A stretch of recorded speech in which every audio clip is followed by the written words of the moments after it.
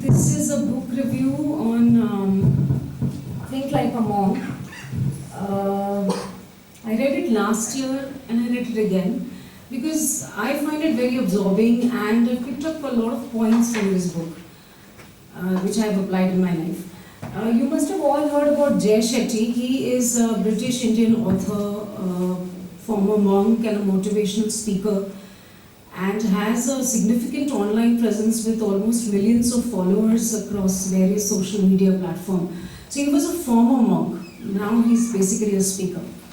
In this book, which I would call transformative, he takes you in a journey of self-discovery and towards a more fulfilling life.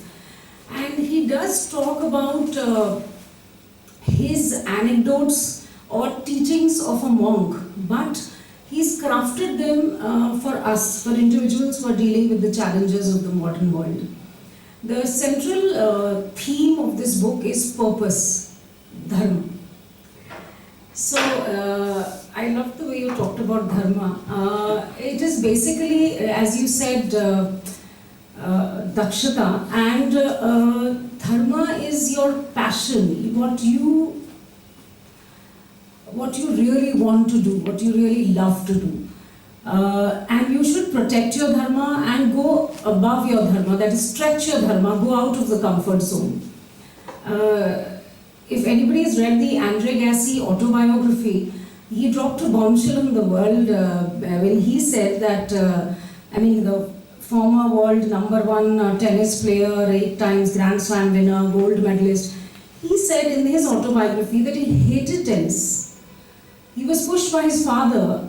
That's a different thing that he was successful, he won a lot of medals, he made a lot of money, but he hated playing the game. And now he has converted his, he's, instead of serving aces on the court, he's serving others. So in his native town, Nevada, he runs this Andre Agassi Foundation where he's serving the young generation, and he runs this trust for the children. Most of you, I don't know, the parents here, when your son or daughter receives a report card and gets A in a subject, B in one, D on one, I wonder if many of you focus on why the D. So he's getting A on that subject, and that is his dharma for the future. You won't believe, I am a doctor, my husband is a doctor, and both my children are not into medicine. Another thing he talks about is our identity. Most of us, our identity is mostly wrapped around what others think of us, or rather what we think others think of us. So filter out these OEO, he says, opinions, expectations and obligations in life. He talks about mindfulness, that is be present of the present, stay in the present. Another thing, the whole book is woven around a very important aspect. He says, let go. Let go is detachment. Detachment doesn't mean that obviously we can't detach from everything. It doesn't mean that you own nothing. It should be that nothing owns you. And release these attachments. And when we release attachments, I've seen you remove fear from your life. The fear of losing people, the fear of losing your money, because you detach yourself from these monetary things. And also another thing is remove negativity from your life. As a doctor, I'll tell you, negativity shrinks the hippocampus, which is that part of the brain which is responsible for your memory and affect reasoning power. Negativity also increases cortisol, which impairs your immune system. So if you can't remove a negative person in your life, at least do the 25-75 principle. If for one negative person in your life who is maybe permanent, surround yourself with 3 positive people. So be positive in life. And then there's a chapter of resilience he talks about. That stands as a beacon of inspiration. That is, bounce back from the setbacks in life. So sometimes we think, ऐसा नहीं हुआ जो मुझे करना था. So, it's basically the universe might be having other plans for you. And I have experienced this personally very frequently.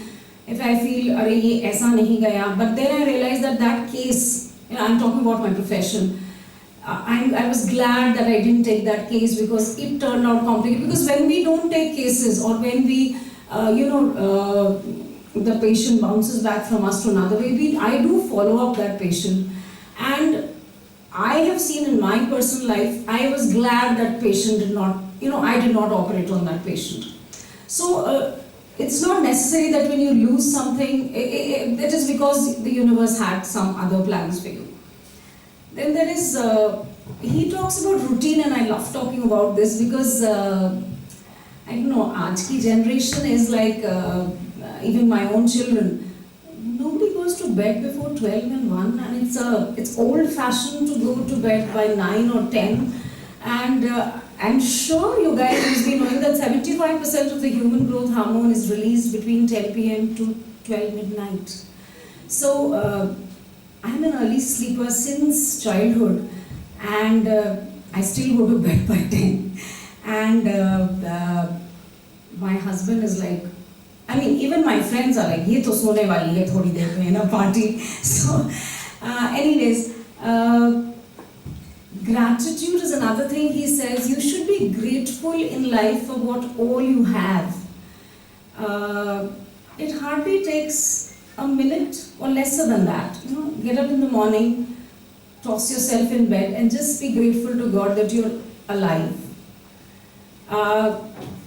Post-COVID, you all also must have read, I have lost a lot of friends in my circle, aged 45, 50, 40, all young doctors, all fitness freaks. Unfortunately, because of the post-COVID, shrinking of the arteries, whatever the reason is, be grateful that you're alive. And a meal gratitude. It takes, I think, again 30 seconds. Be grateful that you're having the meal that day, because around 800 million people go hungry each day. So at least I've taught my children for these two things. And anyways, in summary, basically the Shetty's writing style is really very accessible.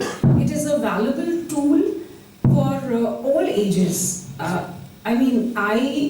51, I enjoyed the book.